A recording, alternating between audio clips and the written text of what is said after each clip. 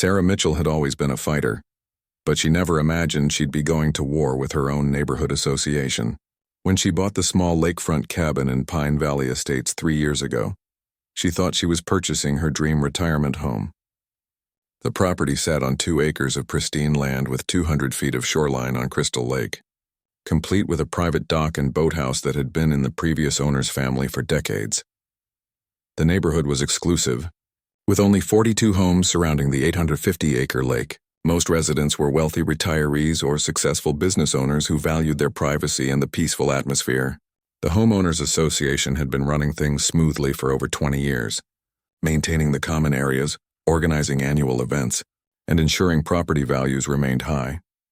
Sarah's troubles began 6 months after she moved in. She had been renovating her dock, replacing some rotted boards and adding a small gazebo where she could enjoy her morning coffee while watching the sunrise over the water. The work was being done according to all county permits, and she had checked the HOA guidelines thoroughly before starting. Everything seemed to be in order until she received a certified letter from the HOA board. The letter, signed by board president Margaret Whitfield, informed Sarah that her dock renovations violated several HOA covenants. According to the board, any structure extending into the lake required special approval, which Sarah had supposedly failed to obtain. The letter demanded she immediately stop all work and remove the gazebo, or face daily fines of $500 until the violation was corrected. Sarah was stunned. She had spent weeks reviewing the HOA documents before purchasing the property, and nowhere had she seen any mention of special lake permissions beyond standard county permits. She had even consulted with a local attorney during the buying process to ensure she understood all restrictions. The gazebo was a simple 8-by-8-foot structure, barely larger than a garden shed, and it sat entirely on her existing dock platform. Determined to fight what she saw as an unfair ruling, Sarah requested copies of all HOA documents and meeting minutes from the past 5 years. What she discovered would change everything. Hidden in a stack of papers from 2019 was a document that would become the foundation of her eventual victory. The HOA had quietly entered into a partnership agreement with Lakeside Resort Development, a company that planned to build a luxury resort on the lake's north shore. The partnership agreement revealed that the HOA board had been working secretly with the developers for over 3 years. The plan involved gradually restricting homeowner rights to lake access and recreational activities, making it easier for the resort to claim exclusive use of certain lake areas. The developers had apparently been paying the HOA substantial sums for these concessions, money that was never reported to the general membership. Sarah realized that her dock dispute was just the beginning. The HOA was systematically targeting homeowners with the most valuable lakefront properties, hoping to force them to sell to buyers who would be more compliant with the new restrictions. Several neighbors had already given up and moved away after facing similar harassment over minor violations. But Sarah had something the HOA board didn't know about. During her property purchase, the title company had discovered an old easement document from 1924, when the lake community was first established. The document granted specific water rights to her property that predated the HOA by nearly 70 years.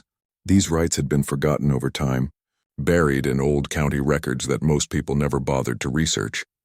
The easement gave Sarah's property something extraordinary: shared ownership of the lakebed itself, along with mineral and recreational rights that couldn't be superseded by HOA regulations. The document had been signed by the original land developer and registered with the county, making it legally binding even today. Sarah's attorney confirmed that these rights were still valid and had been properly transferred with each property sale over the decades. Armed with this information, Sarah decided not to simply defend herself against the HOA's accusations. Instead, she would go on the offensive. She began researching the backgrounds of the current board members and discovered that several had financial connections to Lakeside Resort Development. Board President Margaret Whitfield's husband owned a construction company that had been awarded the preliminary site preparation contract for the resort project. Sarah also learned that the HOA had been operating without proper financial oversight for years. State law required HOAs to provide annual financial reports to members and maintain certain reserve funds for community maintenance. The Pine Valley Estates Association had been ignoring these requirements, instead funneling money into private accounts controlled by the board members. The more Sarah investigated, the more violations she uncovered. The HOA had been collecting special assessments from homeowners without proper voting procedures, using the money for projects that primarily benefited the board members' properties. They had also been awarding maintenance contracts to companies owned by relatives of board members, often at inflated prices. Sarah realized she wasn't just fighting for her right to keep a small gazebo. She was uncovering a conspiracy that threatened the entire community. The HOA board had been systematically betraying their fiduciary duty to the homeowners, enriching themselves while preparing to hand over community assets to outside developers. With her research complete, Sarah prepared for battle. She knew the HOA expected her to quietly pay the fines and remove her gazebo like other homeowners had done before her. Instead, she was about to turn their world upside down. The small lakefront cabin owner was about to become the most powerful person in Pine Valley Estates, and the corrupt board members who had underestimated her were about to learn a very expensive lesson about the consequences of their greed and deception. Sarah's first move was to attend the next HOA board meeting, armed with copies of all the documents she had discovered.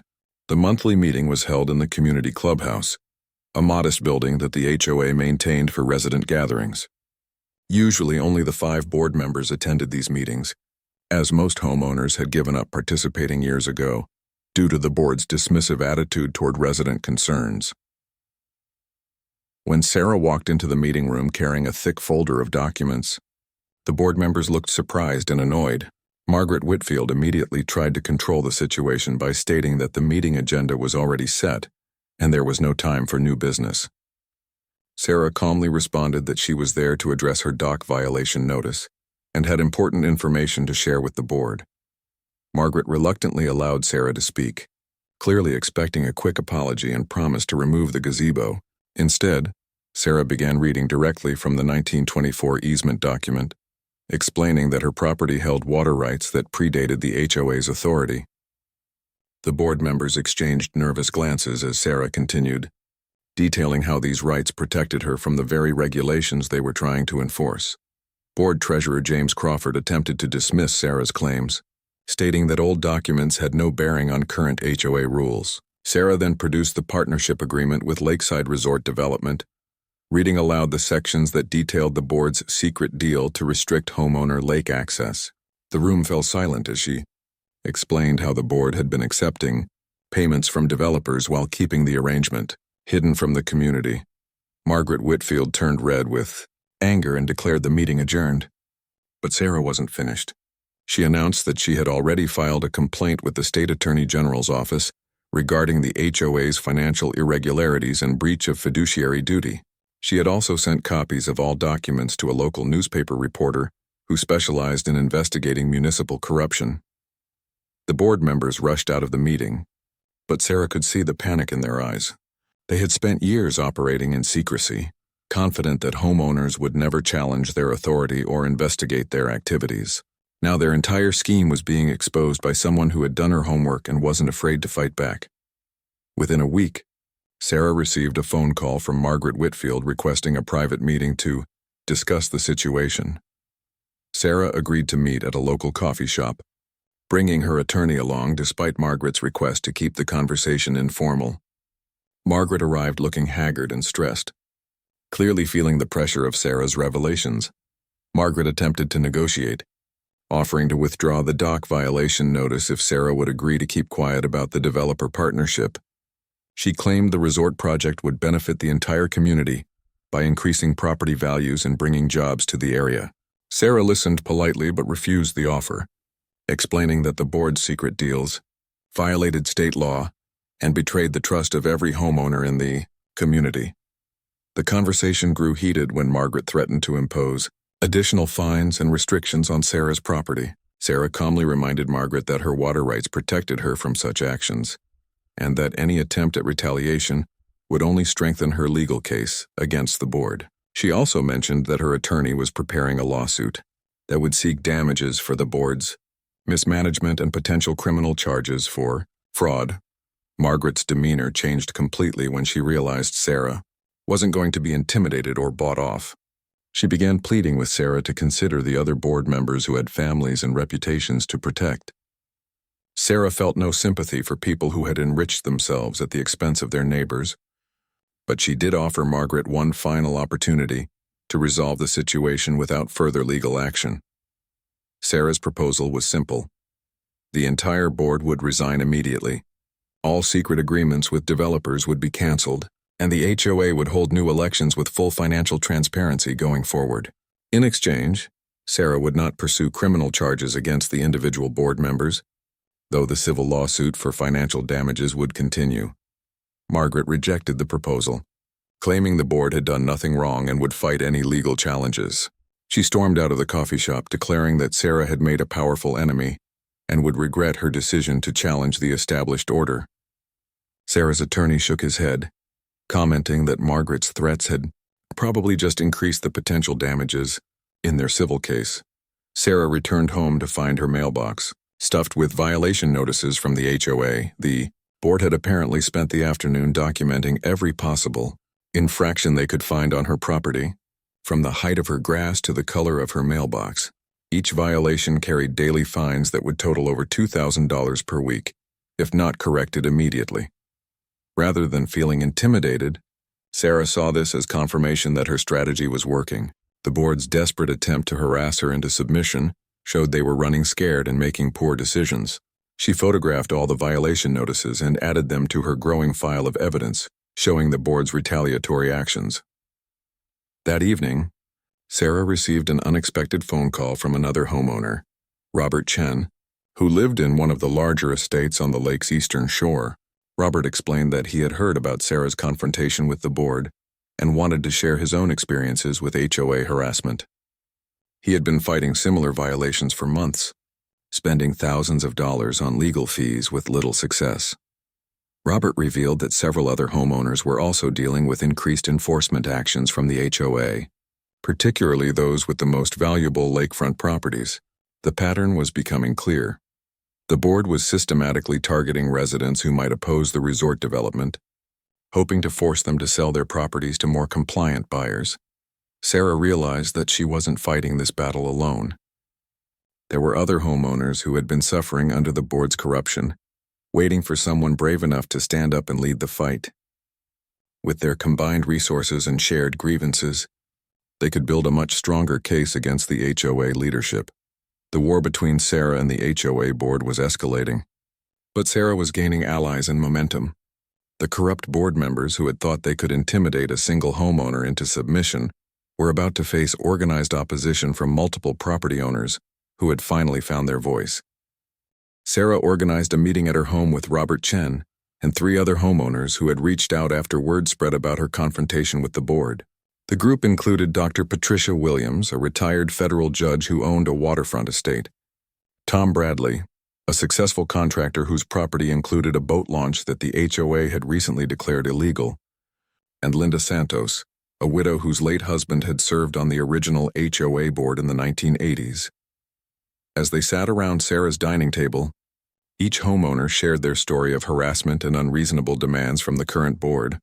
Dr. Williams had been fighting a 6-month battle over her property's stone retaining wall, which the board claimed violated setback requirements despite being built 20 years earlier, with proper permits. Tom Bradley faced daily fines for his boat launch, a structure that had been grandfathered in when the HOA was established, but was now being challenged under new interpretations of the covenants. Linda Santos provided the most shocking revelation. Her late husband had kept detailed records of HOA activities during his time on the board, including financial documents and meeting minutes that dated back decades. After his death 2 years ago, Linda had been going through his papers and discovered evidence that the current board had been systematically changing HOA rules and bylaws without proper member approval. The group spent hours reviewing Linda's documents and comparing them with Sarah's research. They discovered that the board had been operating illegally for years, making major decisions without the required homeowner votes and misappropriating community funds for personal benefit. The partnership with Lakeside Resort Development was just the latest and most brazen example of their corruption. Dr. Williams used her legal background to help the group understand their options. She explained that they had grounds for both civil and criminal action against the board members, but that their strongest leverage would come from exposing the full scope of the financial mismanagement to all homeowners in the community. Most residents had no idea how badly they were being betrayed by the people they had elected to protect their interests. Sarah proposed organizing a special meeting of all homeowners to present their findings and demand accountability from the board. Under HOA bylaws, any group of 10 or more members could call for such a meeting, and the board would be legally required to hold it within 30 days. The group agreed to work together to gather the necessary signatures and prepare a comprehensive presentation of evidence. Over the next 2 weeks, the homeowners quietly contacted their neighbors, sharing what they had learned about the board's activities.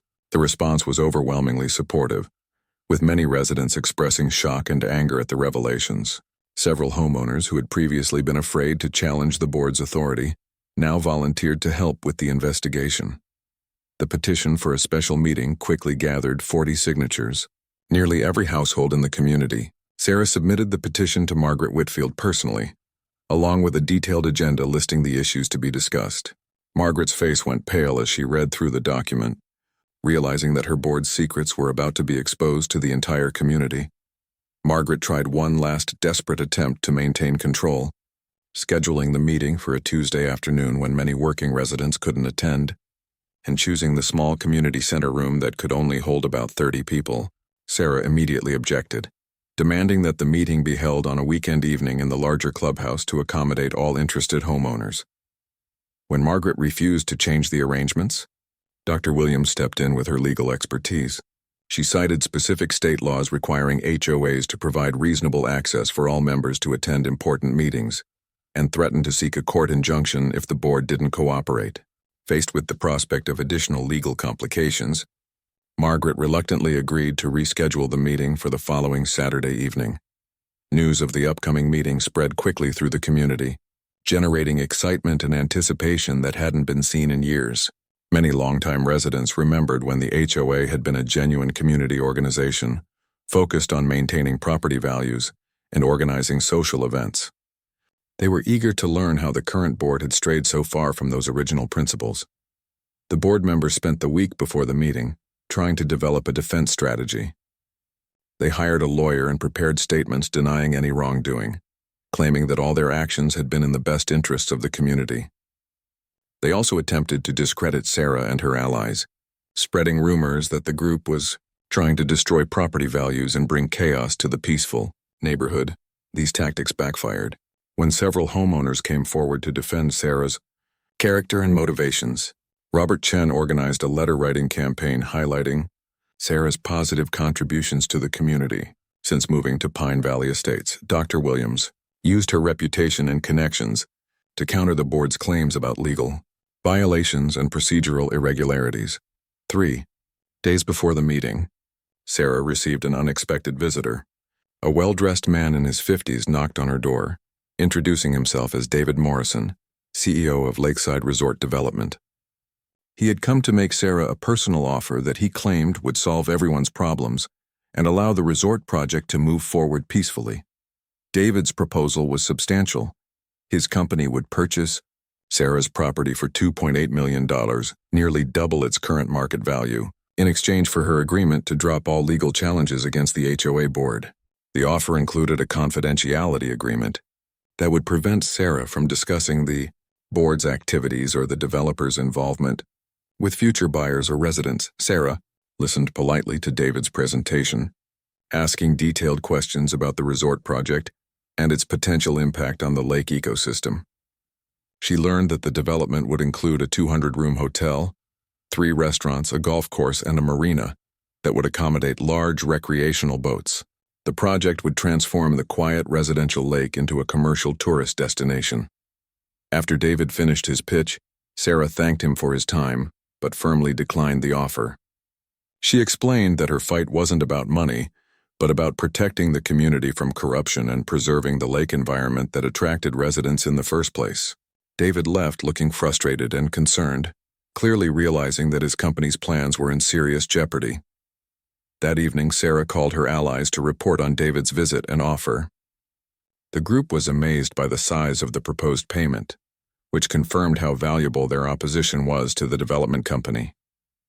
It also demonstrated that the board's partnership deal involved much more money than they had initially suspected. The special meeting was now just days away, and Sarah knew it would determine the future of Pine Valley Estates. The corrupt board members and their developer partners had underestimated the power of informed and organized homeowners. Saturday evening would mark the beginning of the end for their scheme to transform the peaceful lake community into a commercial resort destination. Saturday evening arrived with an electric atmosphere in the Pine Valley Estates community. By 6 o'clock, cars were lining the streets around the clubhouse as residents arrived for what many considered the most important meeting in the HOA's history. The parking lot overflowed, and several neighbors had to walk several blocks to attend. Sarah estimated that over 80 people were present, representing nearly every household in the community.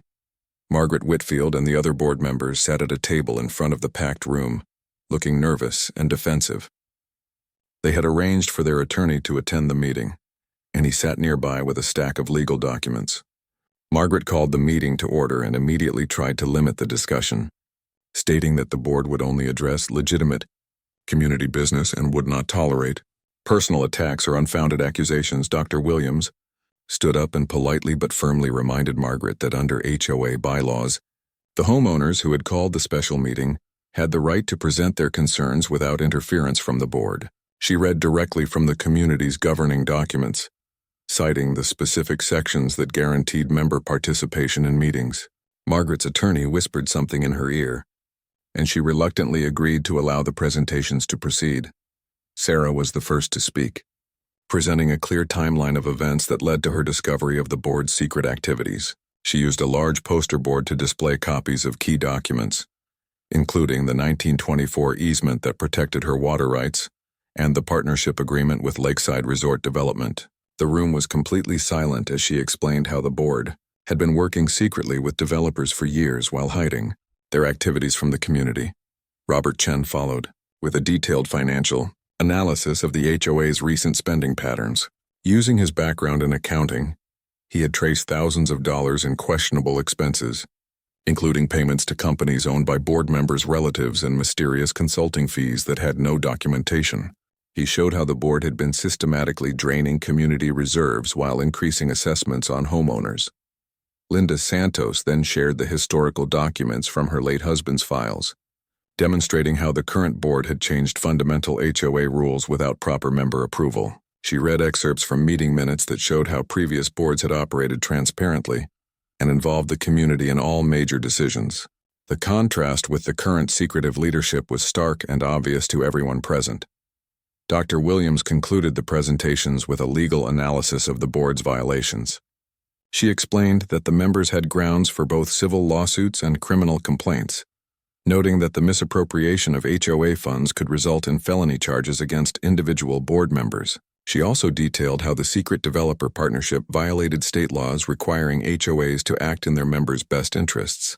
When the presentations ended, Margaret Whitfield attempted to defend the board's actions. She claimed that all financial decisions had been made legally, and that the partnership with Lakeside Resort Development would ultimately benefit property values. She accused Sarah and her allies of spreading misinformation and trying to damage the community's reputation with outside developers. Her defensive speech was interrupted by angry questions from the audience. Homeowners demanded to know why they had never been informed about the resort project, and why their input hadn't been sought before major financial commitments were made. Several residents stood up to share their own experiences with unfair enforcement, actions, and excessive fines that they now understood were part of a larger pattern of harassment. Tom Bradley presented evidence that the board had been selectively enforcing rules to target specific homeowners while ignoring similar violations by properties owned by board members or their allies. He showed photographs documenting clear covenant violations on Margaret Whitfield's own property that had never been addressed despite being visible for months. The most dramatic moment came when Linda Santos read aloud from a 2019 email exchange between Margaret Whitfield and David Morrison that she had found in her husband's papers. The emails detailed specific homeowners who were considered problems for the resort development and discussed strategies for forcing them to sell their properties. Sarah's name appeared on the list, along with several other residents who were attending the meeting. The revelation that the board had been targeting specific homeowners for harassment based on their potential opposition to the resort project shocked even those residents who had suspected corruption. Several people in the audience called for the immediate resignation of all board members, while others demanded that criminal charges be filed against the leadership. Margaret Whitfield's attorney attempted to restore order by claiming that private emails taken from deceased board members' files might not be legally admissible and could violate privacy rights. Dr. Williams immediately countered that the emails were HOA business communications that should have been preserved in official records, and that their discovery in personal files actually demonstrated additional violations of record-keeping requirements.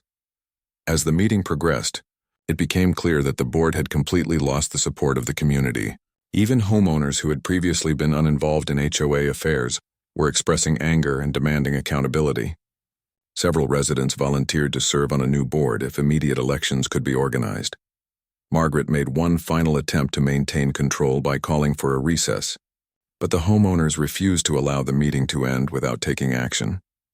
Dr. Williams proposed an immediate vote of no confidence in the current board, followed by emergency elections to replace all 5 members. She noted that the HOA bylaws allowed for such actions when board members had violated their fiduciary duties to the community. The vote was overwhelmingly in favor of removing the current board, with only 3 dissenting votes from residents who had business relationships with board members. Margaret Whitfield and her colleagues were forced to resign their positions effective immediately, though they threatened to challenge the action in court. The emergency elections that followed were equally decisive. Sarah was elected as the new HOA president by a wide margin, with Dr. Williams chosen as vice president and Robert Chen as treasurer. 2 other reform-minded residents filled the remaining board positions, creating a completely new leadership team committed to transparency and accountability. Sarah's first act as president was to announce the immediate cancellation of all pending fines and violations, while the new board reviewed the enforcement policies. She also promised that all financial records would be audited by an independent accounting firm and that the results would be shared with every homeowner in the community. The meeting ended after nearly 4 hours with applause and expressions of hope that hadn't been heard in the community for years. Residents lingered to congratulate the new board members and volunteer for various committees to help rebuild trust and transparency in the HOA. Margaret Whitfield and the other former board members left quickly, avoiding eye contact with their former neighbors. As Sarah drove home that night, she reflected on how dramatically her life had changed since she first received that violation notice about her dock gazebo. What had started as a simple dispute over a small structure had evolved into a complete transformation of community leadership. But she knew the real work was just beginning, and the battle with Lakeside Resort Development was far from over. Sarah's first week as HOA president was a whirlwind of emergency meetings, legal consultations, and financial discoveries that made the previous board's corruption even worse than anyone had imagined. The independent audit she had commissioned revealed that over $400,000 in community funds had been misappropriated over the past 3 years, including money from the Emergency Reserve Fund that was supposed to be untouchable except for major infrastructure repairs. The audit also uncovered a complex web of financial arrangements between the former board members and Lakeside Resort Development. Margaret Whitfield had received $75,000 in consulting fees for services that were never clearly defined, while her husband's construction company had been paid $150,000 for site preparation work that apparently never occurred. Other board members had received smaller but still significant payments disguised as reimbursements for legitimate HOA expenses.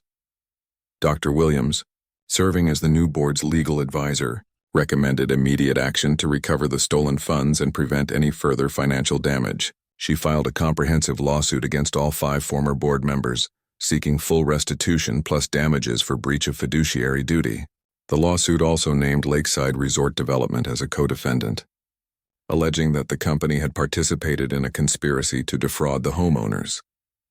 David Morrison, the resort company CEO, responded aggressively to the legal action. His attorneys filed motions to dismiss the lawsuit and threatened countersuits against Sarah and the new board for interference with existing contracts. Morrison also accelerated his company's development plans, applying for county permits to begin site preparation work on the resort property before the legal challenges could be resolved. Sarah realized that the fight was entering a new and more dangerous phase. The resort company had significant financial resources and political connections that could potentially override the HOA's objections. Morrison had already met with county commissioners and state officials, presenting the resort project as an economic development opportunity that would bring jobs and tax revenue to the region. The new board's strategy focused on exposing the illegal nature of the partnership agreements and demonstrating that the former board had no authority to commit the community to supporting the resort development. Sarah worked closely with environmental groups and local fishing organizations to document the potential ecological damage that a large resort would cause to Crystal Lake's fragile ecosystem.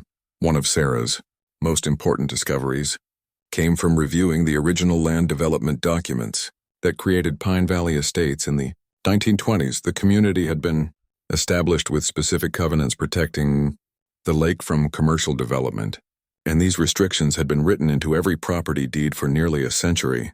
The former board had ignored these fundamental protections when negotiating with lakeside resort development.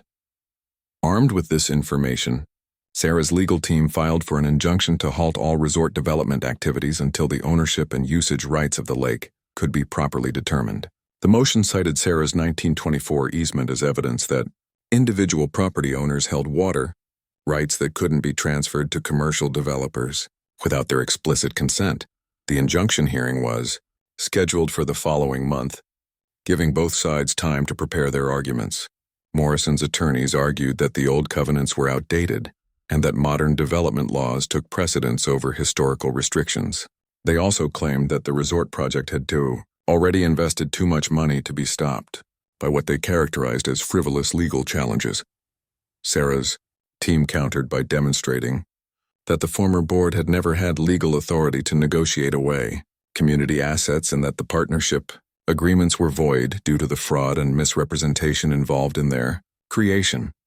Dr. Williams presented a detailed analysis showing that the board had violated multiple state laws governing HOA operations and fiduciary responsibilities. While the legal battle continued, Sarah focused on building community support and exploring alternative development options that would protect the lake while still providing economic benefits to the region. She organized a series of town hall meetings where residents could voice their concerns and participate in planning the community's future. The response from homeowners was overwhelmingly positive. Many residents had moved to Pine Valley Estates specifically to escape commercial development and enjoy the peaceful lake environment. They were willing to fight to preserve the character of their community, even if it meant years of legal battles and significant legal expenses. Sarah also reached out to potential allies beyond the immediate community.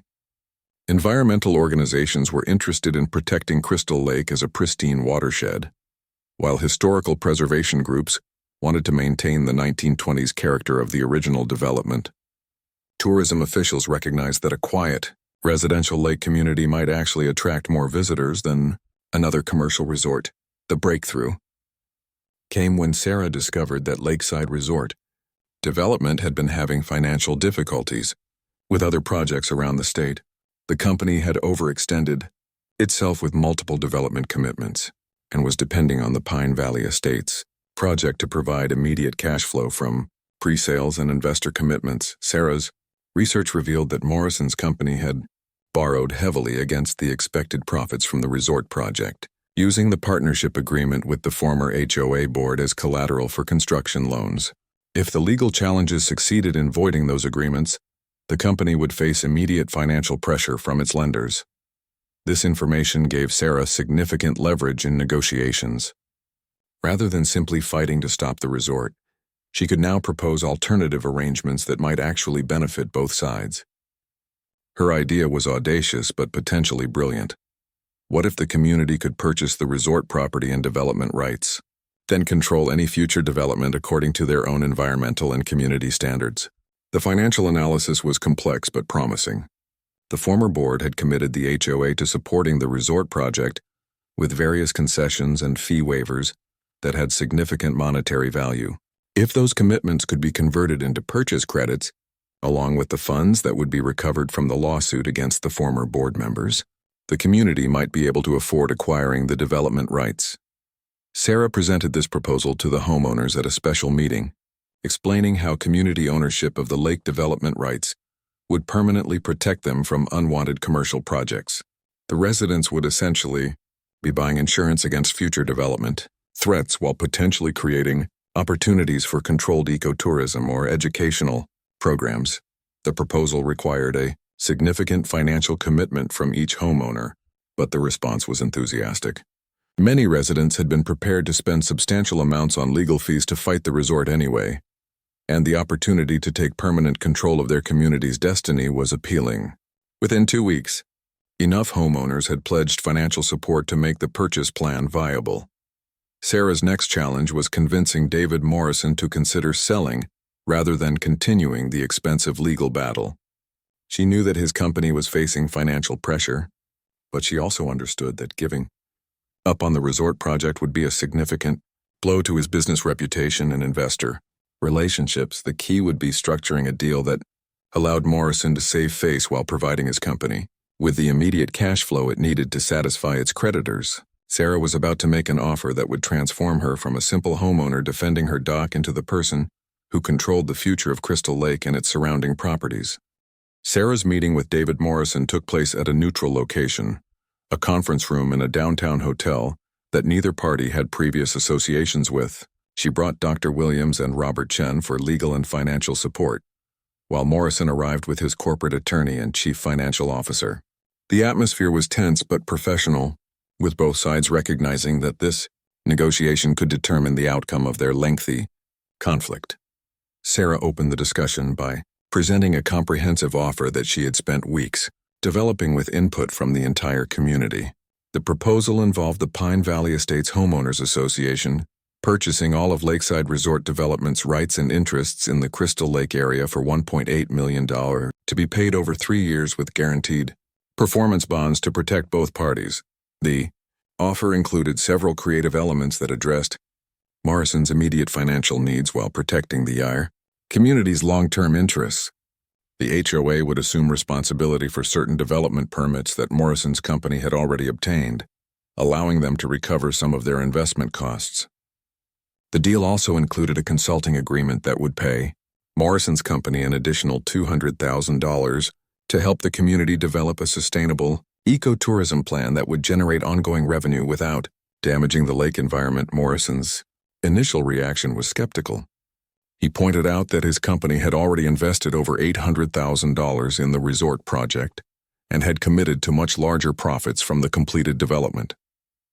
However, his CFO quietly reviewed financial projections that Sarah's team had prepared, showing how continued legal battles could cost both sides more than the proposed settlement would provide. The turning point came when Sarah presented evidence of Morrison's company's financial difficulties with other projects. She had discovered that Lakeside Resort Development was facing foreclosure on 2 incomplete developments in neighboring counties, and that their primary lender was pressuring them to provide immediate cash flow or face bankruptcy proceedings. Rather than using this information to threaten Morrison, Sarah positioned it as an opportunity for him to solve multiple problems at once. The $1.8 million payment would provide immediate cash to satisfy his most pressing creditors, while the consulting agreement would give his company a positive example of successful community partnership that could help rebuild their reputation with investors and lenders. Morrison requested a 2-hour break to discuss the proposal privately with his team. During this time, Sarah and her colleagues reviewed their negotiating strategy and prepared responses to potential counteroffers. They had already secured firm financial commitments from homeowners for the full purchase amount, so they were confident in their ability to complete the transaction quickly. When negotiations resumed, Morrison presented a modified version of Sarah's proposal. He agreed to the basic structure, but requested a larger upfront payment and a shorter timeline for completion. His company needed $600,000 within 60 days to avoid defaulting on their other project loans, with the remainder to be paid over 18 months instead of 3 years. Sarah's team huddled to discuss the modified terms. The accelerated payment schedule would require homeowners to make larger immediate contributions, but several residents had already indicated willingness to provide bridge financing if necessary. After consulting by phone with key community members, Sarah agreed to Morrison's revised timeline with one important addition. The deal would include an environmental assessment and restoration fund to address any damage that had already been done to the lake ecosystem during preliminary development activities. The final agreement was more comprehensive than either side had originally envisioned. In addition to purchasing the development rights, the HOA would acquire several valuable assets that Morrison's company had accumulated, including detailed environmental studies, engineering reports, and architectural plans that could be useful for future community projects. The deal also included Morrison's company's existing relationships with county planning officials, which would help the HOA navigate future permitting processes for their own initiatives. Most importantly for the community, the agreement included permanent deed restrictions that would prevent any future commercial development around Crystal Lake. These restrictions would be binding on all current and future property owners, ensuring that Sarah's victory would protect the lake environment for generations to come. The signing ceremony took place at Sarah's property, with the gazebo that had started the entire conflict serving as a symbolic backdrop for the historic agreement. Nearly 50 homeowners attended the event, celebrating not just the end of their legal battle, but the beginning of a new era of community control over their environment. David Morrison surprised everyone by giving a gracious speech acknowledging that the community had taught his company valuable lessons about the importance of transparency and local input in development projects. He promised that future lakeside resort development projects would include community partnership from the beginning, rather than the secretive approach that had caused so much conflict at Pine Valley Estates. With the purchase agreement signed and the first payment made, Sarah found herself in an extraordinary position. As HOA president, she now controlled development rights worth millions of dollars and had the authority to determine how Crystal Lake and its surrounding properties would be used for decades to come. The quiet retirement she had originally sought had been replaced by a leadership role that would require years of careful stewardship and community building. The new board's first major decision was to establish the Crystal Lake Environmental Trust, a nonprofit organization that would manage the purchase development rights and oversee conservation efforts around the lake. Sarah was elected as the trust's first president, giving her official authority to coordinate with state and federal environmental agencies on protection programs. The trust's initial projects included restoring native vegetation along the shoreline, establishing protected nesting areas for migrating waterfowl, and creating educational programs for local schools and environmental groups. The ecotourism consulting agreement with Morrison's company helped develop a sustainable visitor program that brought revenue to the community while maintaining the peaceful character that residents valued. Within 2 years of the original dock violation notice, Sarah had transformed from a frustrated homeowner into one of the most influential environmental advocates in the region. The Pine Valley Estates model of community-controlled development became a template for other lakefront communities facing similar pressures from commercial developers. Sarah's gazebo still sits on her dock, serving as a daily reminder of how small acts of resistance can grow into movements that change entire communities. The sunrise coffee breaks she enjoys there now include planning sessions for environmental protection initiatives and meetings with other community leaders who want to learn from Pine Valley Estates' success. The corrupt HOA board members were eventually convicted of embezzlement and fraud, serving short jail sentences and paying full restitution to the community. Margaret Whitfield moved away from the area, while the other former board members remained in the community as regular homeowners with no special authority or influence. Sarah's fight for her right to keep a simple gazebo had evolved into something much larger and more important. She had not only protected her own property rights but had given an entire community the power to control its own destiny. The $1.8 million resort that was supposed to transform Crystal Lake into a commercial destination instead became the foundation for a conservation success story that would inspire environmental advocates for years to come.